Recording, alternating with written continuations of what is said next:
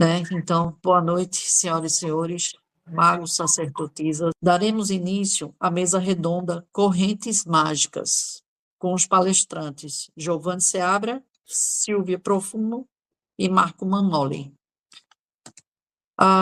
O primeiro palestrante é o Giovanni Seabra, doutor em Geografia Física, estudioso apaixonado das ciências ocultas aplicadas, mergulha há anos nos mistérios da quiromancia, numerologia, tarô egípcio e magia, integrando ciência e espiritualidade para desvendar os segredos da existência e guiar caminhos de transformação pessoal. Então, Giovanni, a palavra é sua. O senhor tem 25 minutos, certo? Boa noite a todos. Agradeço, a presença, a oportunidade, de conversar com vocês sobre magia.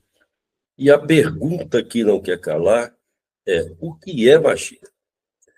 Normalmente as pessoas confundem magia com o mágico do circo, aquele personagem caricaturista que tira um coelho da cartola e faz outras estripulias divertidas.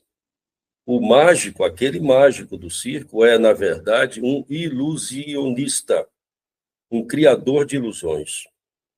E como criador de ilusões, criadores de ilusões, nós temos inúmeros na face da Terra.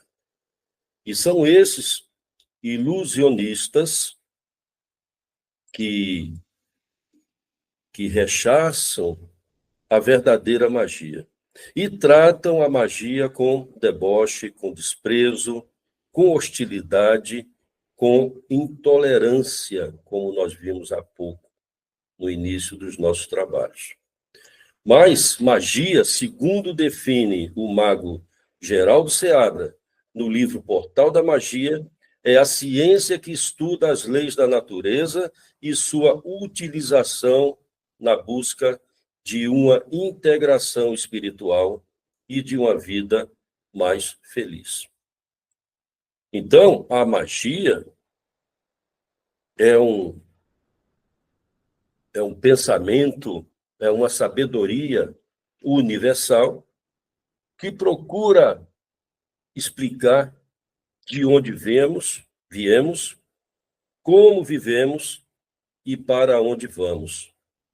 O filósofo Epiteto, greco-romano, dizia que a receita para uma vida feliz concentra 3 temas principais: dominar os desejos, desempenhar as obrigações e pensar com clareza a respeito de si mesmo e do seu relacionamento com a humanidade.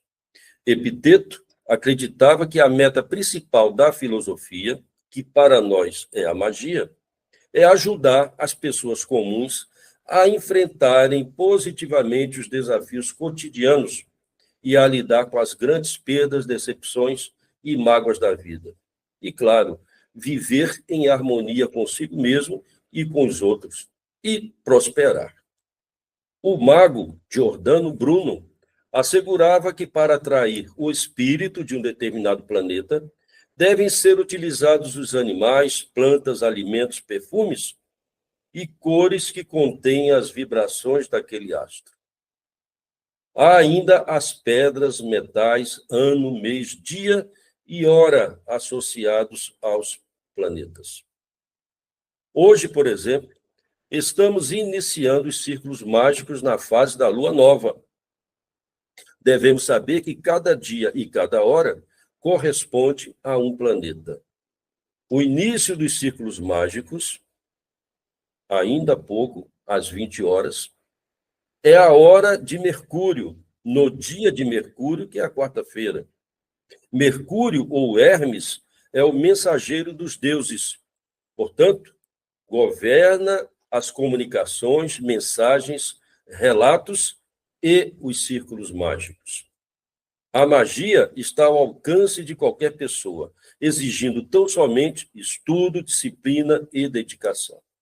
Podemos afirmar, sem nenhum exagero e em certa medida, que todos nós somos bruxos e bruxas.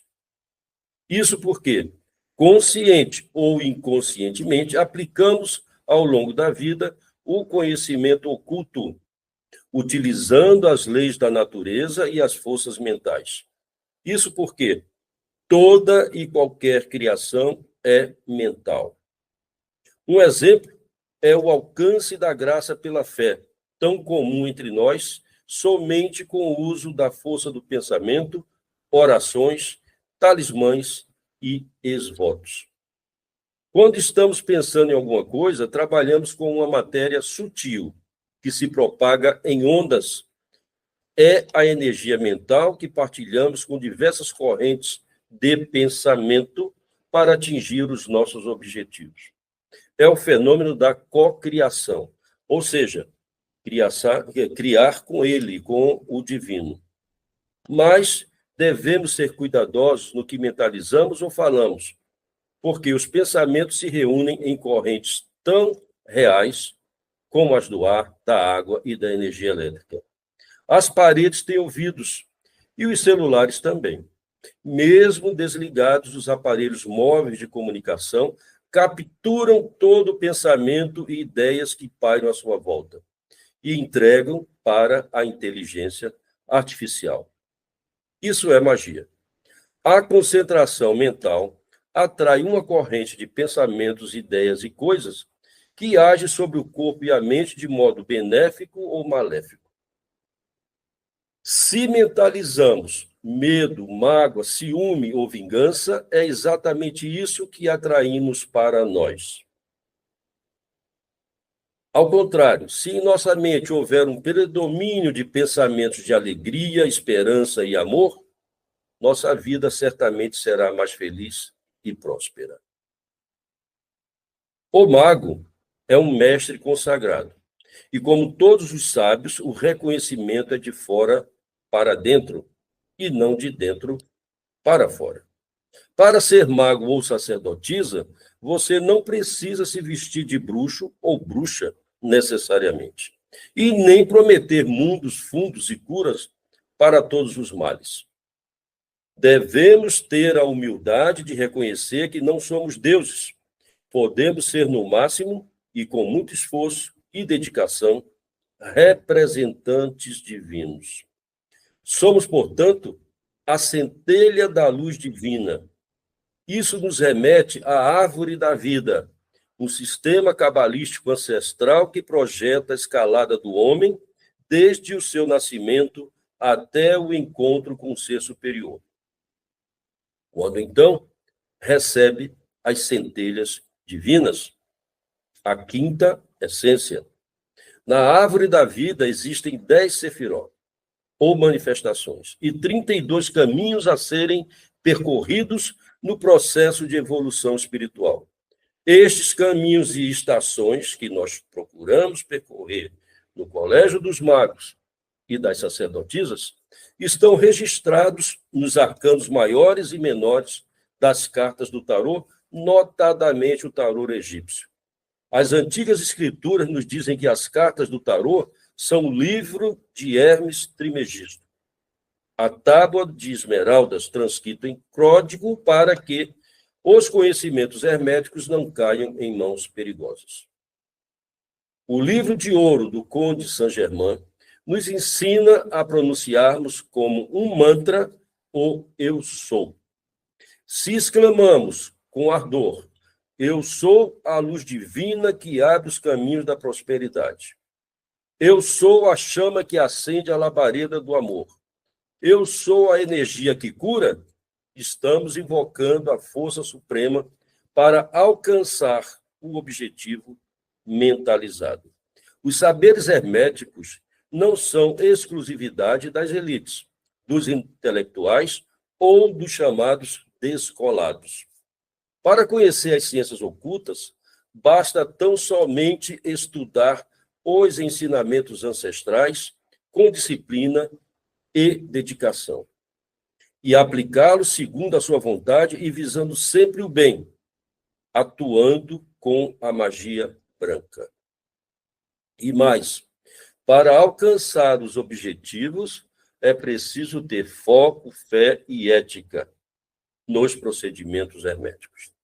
Em magia, existe a lei do retorno, que diz: a toda ação corresponde a reação igual e em sentido contrário. Esse é um dos 7 princípios do Kybalion. Pois, quem semeia vento, colhe tempestades. Quem semeia roseiras, colherá rosas. Já dizia o mago Geraldo Seabra no seu livro Portal da Magia. Vale lembrar que a magia negra usa os mesmos conhecimentos da magia branca, só que muda os procedimentos e as intenções. Nesse contexto, devemos considerar que o karma é a herança de si mesmo, pois colhemos o que plantamos. Já os chakras são fontes do equilíbrio físico, mental, espiritual. Esses devemos cuidar e cuidar muito bem. Até aqui, o que foi dito, nada de novo. E nem é o nosso propósito modernizar, inovar ou mudar um conhecimento que ultrapassa 6.000 anos antes do presente. Me refiro à China, à Índia, à Caldeia e ao Egito só para citar algumas civilizações que prosperaram na mais remota antiguidade, na plena idade da pedra lascada. Floresceram essas grandes civilizações. Há 6.000 anos atrás, a civilização egípcia era um exemplo de desenvolvimento econômico e técnico, onde se destacavam as grandes pirâmides e outros monumentos colossais, em cujos painéis interiores estão gravadas invenções tecnológicas avançadas, como o submarino, o avião, o helicóptero e o disco voador. Milhares de anos depois dos antigos egípcios gravarem essas figuras tecnológicas na pedra, Leonardo da Vinci desenhou o parafuso aéreo, precursor do helicóptero. Por temor e cientes de suas limitações, cientistas e pesquisadores rechaçam o conhecimento ancestral, simplesmente por desconhecerem as ciências ocultas. Eles estão hermeticamente fechados, blindados pelo método científico ocidental, que tem, se muito, 300 anos. Assim, as universidades perseguem o ocultismo numa verdadeira caça às bruxas, alimentada pela ignorância e a fogueira das vaidades acadêmicas. Para progredir nos estudos herméticos, há que vencer os desafios das energias mentais, negativas como violência, ciúmes, fofocas, intrigas, notícias ruins, possessividade, paixão, ganância, vaidade, egoísmo. São os pecados capitais. Vale lembrar que os 7 pecados capitais, que são avareza, gula, inveja, ira, luxúria, preguiça e soberba, são sentimentos mesquinhos, contrários ao exercício da magia. Por outro lado, estamos habituados a observar o mundo de dentro para fora, numa perspectiva egocêntrica. Para o crescimento espiritual, é necessário conhecimento interior, numa abordagem holística, de fora para dentro. A magia propicia vida saudável, prosperidade, o amor verdadeiro e tudo o que podemos desejar dentro dos limites aceitáveis, obviamente. Mas prosperidade não é sinônimo de riqueza material. Ser agraciado com o prêmio da loteria não está incluído no nosso projeto espiritual. Nós buscamos a elevação da consciência, a quinta essência, que nos remete à natureza animal, aguçando sentidos e nos aproximando de Deus. A magia permite a você conhecer a si mesmo, fortalecendo a autoconfiança e ensinando a acertar o passo com os ritmos da harmonia universal, transformando em realidade os projetos mentalizados. Vale salientar que somos adeptos da magia do caos. Caos é a antítese do cosmos, da ordem. É a força criadora, é Deus, o tal, a essência do eu, a base da consciência universal. A magia do caos surgiu nos anos 1970 e proliferou como a dissidência do cenário ocultista tradicional, enfatizando a experiência mágica individual com procedimentos e rituais simples em contraposição às tradições das antigas ordens secretas. Os princípios da magia do caos são rejeitar dogmas e autoridades, incentivar a experiência pessoal, celebrar a individualidade, buscar resultados práticos e desafiar limites convencionais. Tudo é muito simples na magia do caos. Por exemplo, este mecanismo de defesa é elaborado de forma muito simples, artesanalmente. É uma proteção para você e para quem você queira proteger. O que vem de mal para si, para seus entes queridos, certamente vai retornar com força igual ou maior.